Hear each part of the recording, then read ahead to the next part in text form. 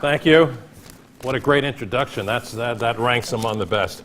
I can't resist. When I first met Reed, he was working for Gillette Company, selling razor blades to the Indians in Guatemala.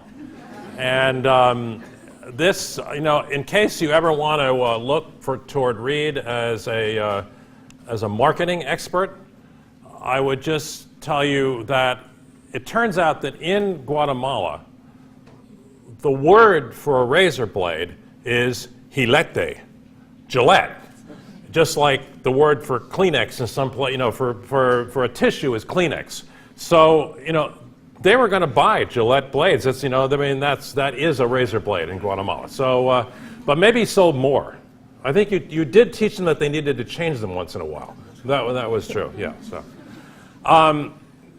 great to be here. First time in Nashville. First time in Vanderbilt. Haven't been to Tennessee since I went through by train to Memphis in 1964. So. A few things have changed in Tennessee, and glad to see that. What I'm going to talk about today is about U.S.-Asia relations, something that we call the rebalancing or the pivot. You may have noticed, how many people noticed where President Obama went on his first, I'm going to see if you do better than the students I talked to last night. How many people noticed, where did President Obama go? No fair, and people who were there last night and had to be given the answer, you don't get to say. Okay, how many? Yeah, one back there, not you. No. How many? Who noticed? Where did President Obama go on his first overseas trip after he was reelected? Anybody? He went to Thailand, Cambodia, and Vietnam. Fantastic. Okay, and all the rest that put their hands up, they all had the right answer too. So that trip. And was followed by a speech that Tom Donilon, the National Security Advisor, gave to in Washington at the Center for Strategic and International Studies, which was given pretty big play among foreign policy circles in Washington. That trip symbolized the rebalancing. It symbolized that the new administration, the new term, the second term, was also going to immediately get off on a foot of keeping the focus on Asia. And it was preceded by special trips that were made by Secretary Clinton, a little bit before he went, by Secretary Panetta, the Defense Secretary, just days before Obama went on the trip. The rebalancing, the repivot, was frankly something that was supposed to happen 10 years earlier. Was supposed to happen in 2001. When the Bush administration came into office, it had a deep sense that we're spending all of our effort in the Middle East, we're spending all of our lives, all of our treasure in the Middle East, and you know what? Those problems are just hopeless. Those people hate each other. Nothing's ever going to get better over there. And meanwhile, we have a region, this region up here. When I talk about the Asia Pacific, you can't even put it all on the map. I'm basically talking about everything from the Pacific Island countries, which aren't even on the map, they're over here, all the way through Southeast Asia, all the way through China, most of which is not on the map, Japan, which is not on the map, Korea, and then over to South Asia. That's the region I'm talking about. This is the most dynamic region in the world today. This is where all the growth is. I'm going to give you a few numbers, but trust me, this is where it's been happening for the last few decades in the world. It's not been happening in the Middle East, and this is where we need to be. Our future also depends on being part of the enormous growth that's going on in this part of the world. But a very interesting thing happened at the end of Obama's trip to Asia, where he went to. First trip an American president ever made solely to Southeast Asia. Went to Thailand, a security ally. Went to Myanmar, Burma, a country that is now, you know where these places are, right? I have to do this. Which one? Which is the? I think the first one. This one? Okay. Went to Thailand, security ally. Went to Burma, Myanmar, Newly democratized country, showing the importance we attach to the fact that it's newly democratized, offering them hope, offering them encouragement. We went to Cambodia, where in Phnom Penh there was a meeting of the East Asia Summit, showing that now the U.S. is not going to skip these meetings anymore. We're going to be there for important Asian meetings. All that was going great, and then at the very end of it, Hillary Clinton was supposed to fly from Phnom Penh directly back to Washington. But what happened? The damn Middle East intruded again. There was the Gaza Strip crisis.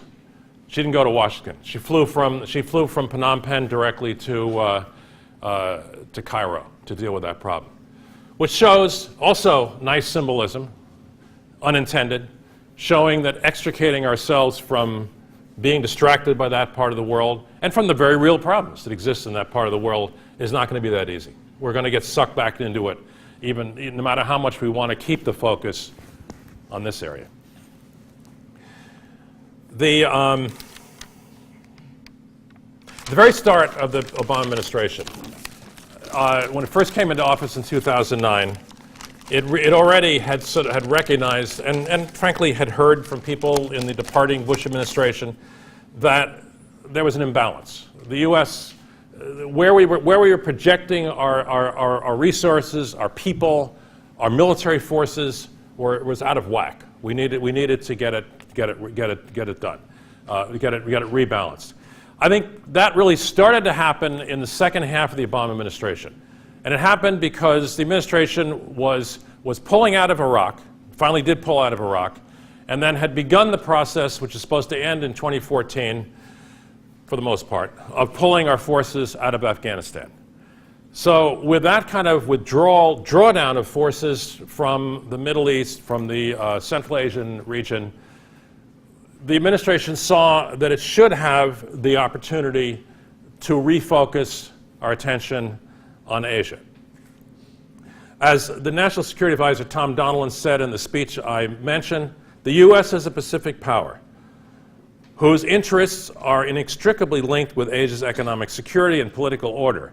America's success in the 21st century is tied to Asia's success. A popular title that we all hear for speeches, conferences, television pundits is to talk about the rise of China. I like to talk about the rise of Asia. What really happened over the last 40 years? What happened was first you started to get the tigers, the four tigers. Remember that concept? Hong Kong, Taiwan, South Korea, Singapore. They started to grow very fast. In the late 70s, in the 80s. As they grew, then China actually was able to take advantage of that to also make the right decisions in the 80s, reform its economy, become more of a market economy, and then China started to grow very fast.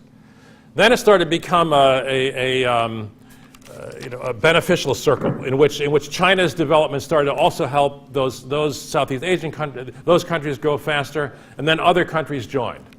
Malaysia, Thailand, now most recently probably I guess Vietnam and Indonesia. And so we have a whole region which you really have to see as a tightly bound mass of supply lines and supply chains. I mean, the typical product, the critical electronic product that comes is, it begins in Silicon Valley. Part of it goes to Hsinchu in Taipei, and they add something to it. Then it goes to Kunsan outside of Shanghai, and it finally ends up being exported. And this dynamic region has, let me just put out a few figures to give you an idea of it. 1/4 of global GDP is now in this region.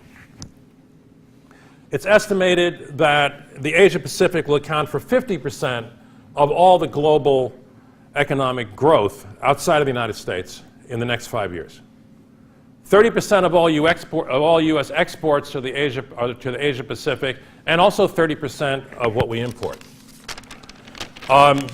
Something around, nobody knows these figures for sure, but estimates from U.S. Labor Department or whatever, Commerce Department, 2.4 million US jobs today are supported by exports to Asia, and the number is growing rapidly. In the last decade, there's been a 100% increase in US investment in Asia, and, this is sort of less known, of these countries investing in the United States. Tourism, also very big. I mean, who's been to New York lately and seen, you know, the Asian tourists are just all over the United States, and you know, it's great development. In Hawaii, where I spend a lot of my time, there's just you know, we've gone from Japanese tourists to now Korean to Taiwanese, and now Taiwan is now, as of November 1st, visa waiver entry to the United States, so that'll grow enormously, and the Chinese are coming. 8.5 million Asian visitors to the United States last year. It brought more than $36 billion in revenue to this country. So this prosperity, and this prosperity that so much benefits the United States, is based upon a stable security environment. And the U.S. is a major part of that. The U.S. has been counted upon to have its forwardly deployed presence, bases in Japan, bases in Korea, U.S. Navy in the Western Pacific. We've done that since the end of the Second World War, continue to do it through the Korean War and even after the Vietnam War. People were afraid we were going to pull out at the end of the Vietnam War, but we didn't. Asian countries want us there. This is something often not understood. Great quote from the Singapore Prime Minister Lee Hsien Loong last year, 2 years ago, said, "The U.S. needs to maintain an activist role in Asia to show it is here to stay as a power in the Pacific. America plays a role in Asia that China cannot replace, which includes maintaining the peace." The security situation is stable. It's been, there are flashpoints. The Korean Peninsula. Get to use this device again here. Yeah, you all know where well, the Korean Peninsula is not on the map, okay. But trust me, it's up there. You know. The Taiwan Strait, right here, part of the world I pay a lot of attention to. Lately, we've had some new interesting conflicts, disputes. East China Sea, somewhere up around about there are these islands which known as the Senkakus if you're Japanese, or the Diaoyutai if you're Chinese, which are a subject of some dispute. But much more seriously, really, there are all of these islands in the South China Sea, and very, very serious territorial disputes over those. But there hasn't been any war for decades. And Asian countries, especially China's neighbors, they really want the U.S. presence to maintain balance and stability in the region.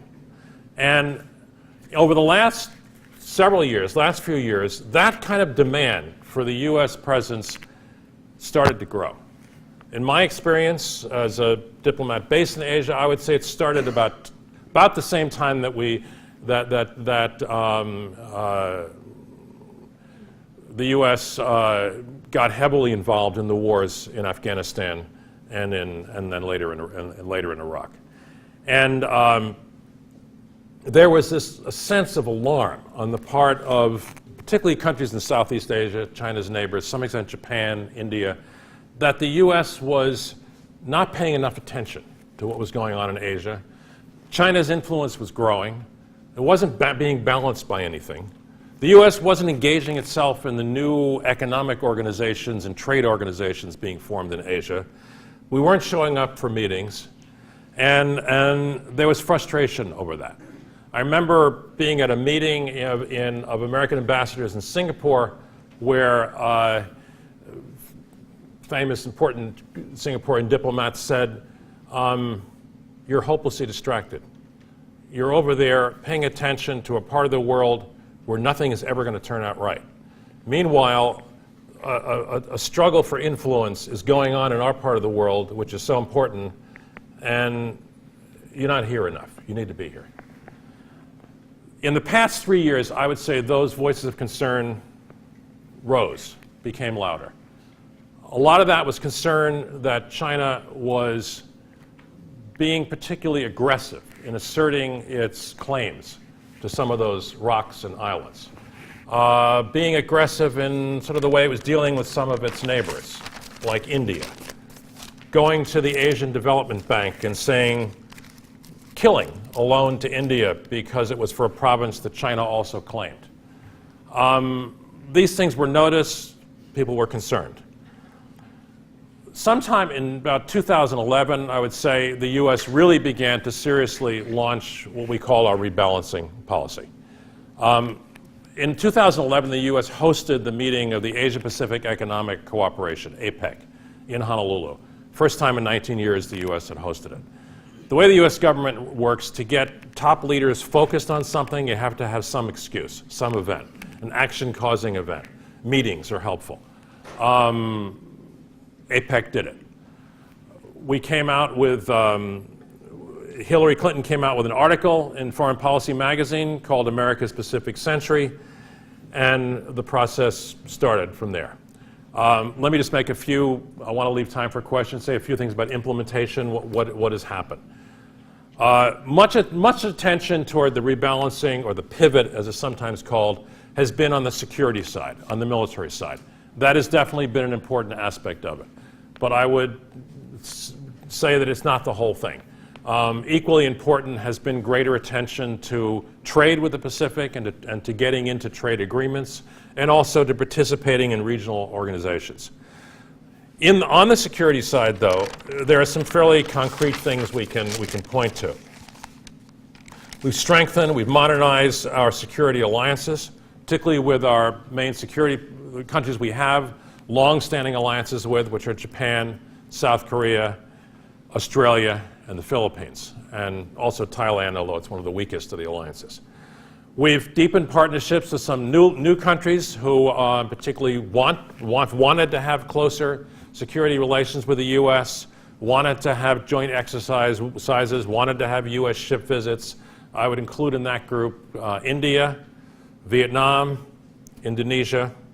Vietnam's I give a whole speech on Vietnam, which is called Old Enemies Become New Friends. It's a fascinating story of how our relationship with Vietnam has become very, very close. Obama made clear that while we were reducing our military forces over here, in this part of the world, in the Middle East, that we will not reduce our military presence in the Asia-Pacific region. We will, in fact, weight our naval presence more in the Asia-Pacific region. Secretary Panetta said that by the year 2020, 60% of U.S. naval ships will be in the Pacific, 40% in the Atlantic. Now it's about 50-50. We will continue to build up Guam as a hub. Guam is also over there. We'll build up Guam as a regional hub of military strength. We have an agreement with Australia to deploy 2,500 Marines kind of on a rotational basis in, well, right about there. Somewhere over here is Darwin, Australia, on the north coast, which conveniently faces toward Southeast Asia. A totally new program, having Marines that will rotate through Darwin, will train there. They will do training with our friends in Southeast Asia, countries like Indonesia, Thailand, Malaysia have already done some of that. Next spring to Singapore, down here at the end of the Malay Peninsula, to Singapore, which has always been a very close friend of the United States. Not a treaty ally, but a very close friend. We actually have a kind of mini naval base in Singapore already. We have a new kind of ship called a littoral combat ship. That's littoral as in L-I-T-T-O-R-A-L, meaning coastal areas. And these are very fast-moving, maneuverable ships that can keep an eye on the Chinese Navy's activities in the South China Sea. And Singapore is a good place to do that from. Great choke point through the Malacca Strait and so forth. And then there's more exercises, lots more exercises we are doing already with our military friends in Southeast Asia. Exercises are easy. Training, you get working together, you can do it quickly. And then with Taiwan, lots more high-level military meetings we're having with Taiwan. I'm personally involved in a lot of those, and those are helping Taiwan to develop the kind of deterrent capabilities that are realistic but which are necessary. Let me turn to economics and trade. One of the first things we did in the rebalancing was to finally ratify the trade agreement with Korea, or free trade agreement with Korea, which had been sitting around unratified for a few years. We did that right before APEC. Again, action-forcing events are big for bureaucracies. So said you've got to get this done before the APEC meeting, and we did get it done. We did get it ratified, and did get it through the U.S. Congress, and the AFL-CIO didn't even block it, and we got it done. Then the other thing that the Obama administration has done is say that we are going to become very much involved in negotiating a regional free trade agreement called the Trans-Pacific Partnership, which frankly the U.S. had not taken all that seriously, but which other countries in Asia, and including some in Latin America, have been working on. So we're now deeply into that. Let me close. There are many other things I could mention, but we'll get in. Economic aid issues we're doing, greater aid programs, Lower Mekong Initiative for better health and water programs in Southeast Asia. But if you want more detail, we can go into that. Let me just talk about the challenges, and I'll close with that. Why this is, I think all this is great, and this is a great refocusing of American foreign policy. Those of us who are Asia hands think it should have happened years ago. But in understanding how it's going to what's going to happen with it, it's good to look at what the problems are going to be. It's first of all, China is very skeptical of all this. Chinese take, what to our point of view, looks like a sort of paranoid view of all this. So China, you're trying to encircle us, you're trying to block us, you're trying to keep us, you're trying to prevent China's rise. This is all an anti-China play. One of my friends works for CSIS, the Center for Strategic International Studies, wrote a great sort of response to that, which was entitled, "It's Not All About You." And that kind of sums it up. We have lots of important relationships in Asia. We need to be with those relationships. Important bilateral relationships with Thailand, with Singapore, with Vietnam, with Malaysia, et cetera, not to mention Korea and Japan. It's not all about China. But China is obviously the most important relationship we have in Asia, and we need to handle it right. And we need to be sensitive to the fact that while China's neighbors want rebalancing, they want the U.S. presence, they want sort of, balance of power may be an old concept in other parts of the world, but it's alive and well in Asia. But they really don't want to have to choose Vietnam, South Korea, Thailand. They don't want to have to choose between the United States and China. And they want the U.S. to manage its relations with China in a smart way, and not a provocative way, not a gratuitously provocative way. So we need to be smart. We don't want to overplay our hands. We need to do things right. And I am recalling, and we want to, sometimes some people get a little ahead of themselves. We have people in the United States, some talk about, hey, remember Cam Ranh Bay in Vietnam that we had during the war? That was a great deep water bay. Why don't we go back in there? Or how about those bases we had in Subic Bay or the Clark Field? We ought to go back there. Well, that's not going to happen. We're not going to. That would not be smart. That would be provocative. And frankly, those kind of bases cause problems we don't need anymore. But more importantly, I remember the words of my best Vietnam friend, who was the vice minister I used to work with, who said, "We're with you, we want you in Asia, we like our new relationship, but we have to keep something in mind about our big neighbor to the, forget it. There we go. No, there we go. We have to keep something in mind about our big neighbor to the north, China." He said, "They're very big, they're right next door, and unfortunately, they're always going to be there. And that's 2,000 years of Vietnamese experience summarized into 3 sentences. You know? So, yeah. Also, China is deeply involved with its neighbors in positive ways, too, especially economically. For most Asian countries now, their biggest trading partner is China. In fact, I think I looked it up. The only Southeast Asian country which has a sort of larger economic investment and trade relationship with the United States than with China is the Philippines. All the others is, that's probably because the Philippines has been growing kind of slowly. And China also is, at the same time as we are the proponents for the trade agreement I mentioned, the Trans-Pacific Partnership, China is actually pushing, advocating a different Asian trade agreement, which would not include the United States. That's a challenge. It's an easier trade agreement to get. It's less complicated, gives you less liberalization. Frankly, I'd like to take it as a challenge and take it in a positive way. If both of these trade agreements are being negotiated simultaneously, a lot of economists I respect say at some point they're probably going to converge.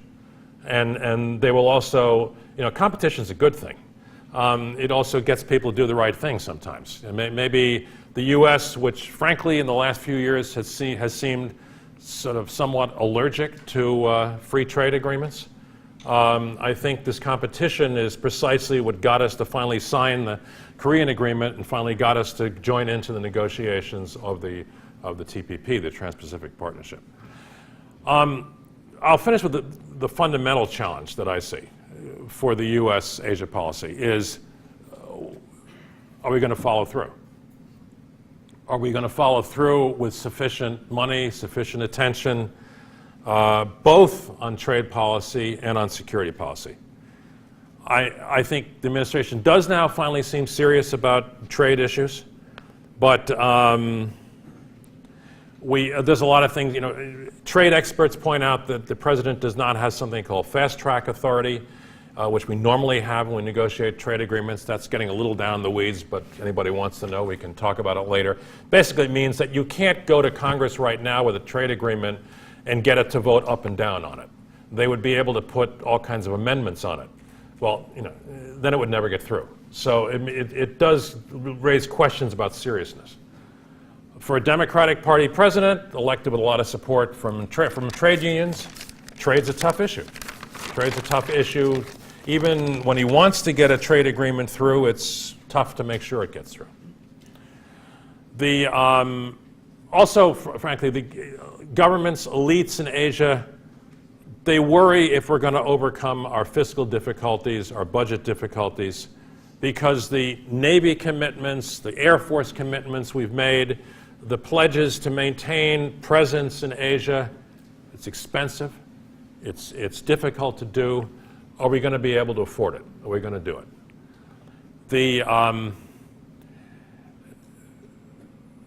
Even now, if you look at the trajectory of American naval forces and air power over the last 10 years, there is a decline.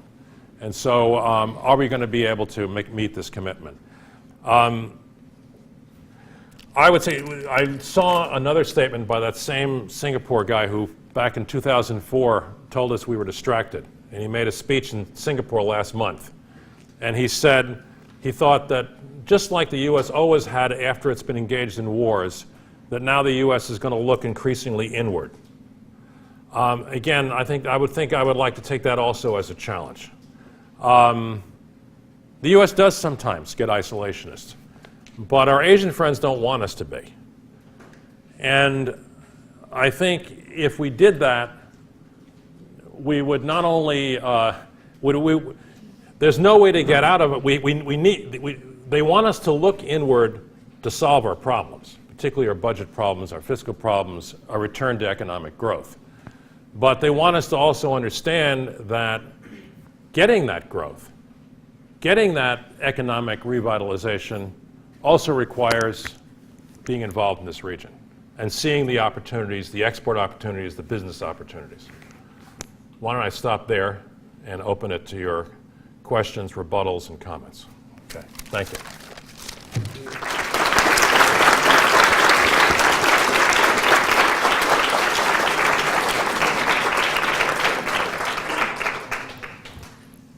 Questions?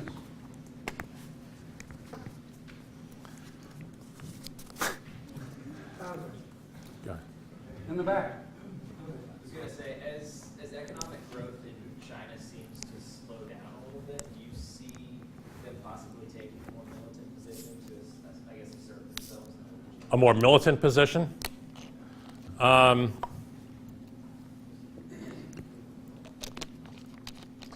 You know, I guess it goes back to the original question. What has caused the more aggressive Chinese position, the more militant position? I don't see it necessarily related to economic growth rates. 2010 is sometimes called China's year of living arrogantly. That's the year after the world economic crisis. China was feeling pretty good about itself. They felt that they'd come out of the crisis doing better than the United States. There was a lot of talk in Asia about U.S. decline.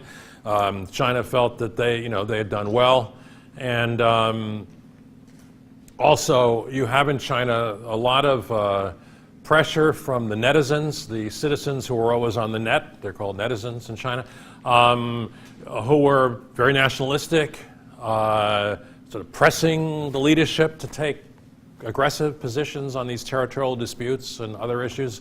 You also had the leadership transition going on in China, which just ended, which is always a time in China when the leaders want to look tough. You don't want to look like you're giving in to Japan or other countries that are ancient foes of China at a time of when you're competing for top leadership positions. So I think those were all the factors which were important. I mean, in fairness to China, I would say that the leaders in China, and we know because we talked to them, they've acknowledged it. By 2011, they recognized that they had overplayed their hand, and things did calm down for a while.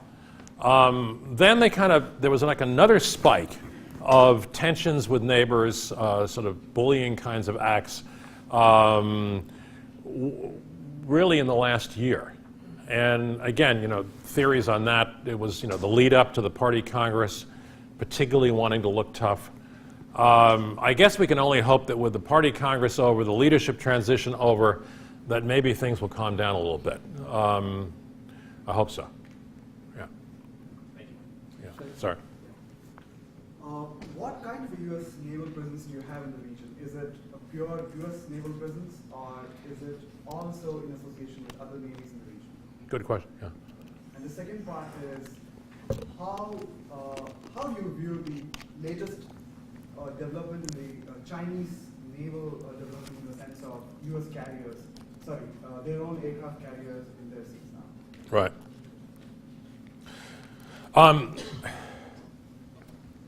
The U.S. Navy has its main presence based in just north of near Japan. Japan's not there. Okay, near Japan at Yokosuka Naval Base in Japan is the headquarters of the U.S. 7th Fleet. We have a smaller naval presence based in down in Okinawa and in Sasebo Base in Kyushu Island, the southern main island of Japan. We have the facility I mentioned in Singapore, small naval facility. There's kind of a repair facility also in Malaysia. We have, and then of course there's a huge fleet that is constantly afloat. The overall U.S. presence in Asia, both land-based, which is mostly in Korea, some in Japan, as well as on ship, at any one time is usually about 100,000 soldiers, sailors, airmen, Marines. But that presence does interact constantly with the navies of other countries, and that takes the form of joint exercises, joint training, constant meetings. As I said, I'm sort of half based in Hawaii, and I spend a lot of my time at the headquarters of the Pacific Command, which commands all of the U.S., 320,000 troops, all the U.S. presence in the Asia-Pacific region.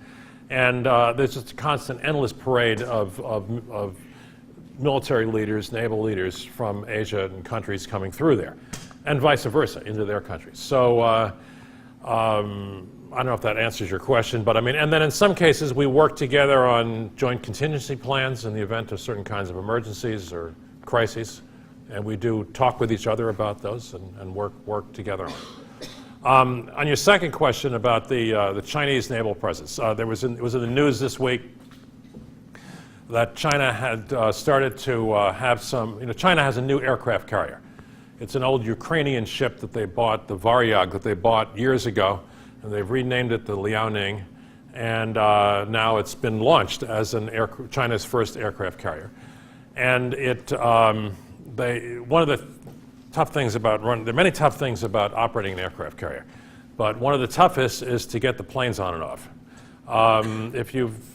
Landing planes on aircraft carriers, especially when they're underway at sea, is very, very technically challenging task. And so the Chinese advertised last week with videos some of their very first practices with doing that. Navy experts tell you that to have an effective carrier force, you need 3 carriers. Apparently, the maintenance work, the difficulty of keeping one at sea, the need for rest or crew rest or whatever, you really need 3 to make it useful. And then you also need a protecting fleet. I remember in 1973, I was in Haiphong Harbor with the U.S. Navy. I'd been sent up from the embassy in Saigon to be an interpreter during the minesweeping operations in Haiphong Harbor following the Paris Peace Agreement. And as we pulled out and we went toward Da Nang, I was on the Constellation, and I looked out. I was, like 20-something years old. I looked out and I just was absolutely awestruck. As far as the eye could see, there were protective ships all around the Constellation. And it was just the most absolutely awesome display of military power that you could possibly imagine.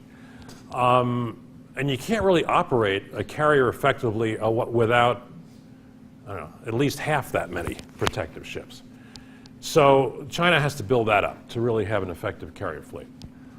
But I think the more important answer to the question is that what is the U.S. military really worried about in terms of the development of Chinese military power? And what are China's neighbors worried about? The U.S. military talk a lot about China developing the last few years capability for access denial and area denial. And they have some kind of acronym for that, like they do for everything, which I don't remember. But anyway, that means that in the event of a crisis, let's say over Taiwan, that as U.S., let's say there was a blockade of Taiwan carried out by the Chinese Navy, and Taiwan would respond to that with its own capabilities, missiles, other things, but the U.S. would want to bring down naval forces from Japan, might want to position some things through here, maybe some things through Australia, might want to bring some ships up from here. China would, if China has acquired missiles that can be fired at carriers and at other ships, very effective, brand new kind of missile. China also has greatly increased its submarine capability. It also has very sophisticated 3rd, 4th generation new fighter jets that it's bought from the Russians, who are unloading lots of their old Soviet hardware. Those capabilities on the part of China represent something new that the U.S. Navy has to take account of, and that other navies in the region have to take account of. We can overcome those. We can develop ways of countering them, ways, equipment that shoots down incoming missiles, capabilities, but other ways of getting the job done. But it represents a challenge. That is, frankly, much more of a serious issue than China's development of a carrier fleet. Wish we could go on forever. Few? We can't. Isn't it 2 o'clock we got to? Yeah. Class in here too. Take a couple more. Yeah. Just one. 1, 2, 3. There. Okay. Yeah. Yeah. Go. But you can make it quick. No speeches. Yeah. Okay. Okay, so the perspective Prime Minister of Japan seems to talk about the redefinition of Japan, the defense troops into army. So what's from your point of view, what will be the position of Japan in this Asian map? And because there's a treaty, defense treaty. You said that Japan has talked about the redefinition of its. I'm sorry. Defense troops, Yeah. but now they talk about redefinition into the army, but not defense troops. Oh yeah. Well, okay. That's just Japan changing the name of defense troops to calling it the army or calling it the. Yeah. Japan is the U.S.'s most important ally in Asia. The U.S. Asia, the U.S.-Japan defense treaty is of immense importance. And relationship has become, has been very good in the last few years, very cooperative. Any kind of it's public knowledge that one of the main roles of the U.S. defense troops in Japan is to be there available to respond to possible contingencies on the Korean Peninsula.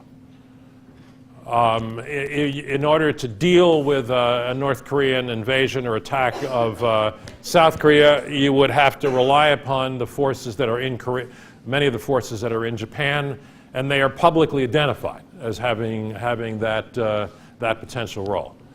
In fact, they are part of a UN command structure for that reason. Similarly, if you had any emergency in Taiwan Strait, it would be pretty hard to imagine dealing with that without using some of the forces that are based in Japan. I think actually our relationship with Japan and our sort of conversation with the Japanese leadership about how we would deal with different kinds of emergencies has become, I would say, better and better over the last few years. It's quite good. Yeah. I wish we could keep going, but we're going to have to make way for the next class. Again, many thanks to Oh, Ambassador it's too bad. Burghardt. Sorry. Okay.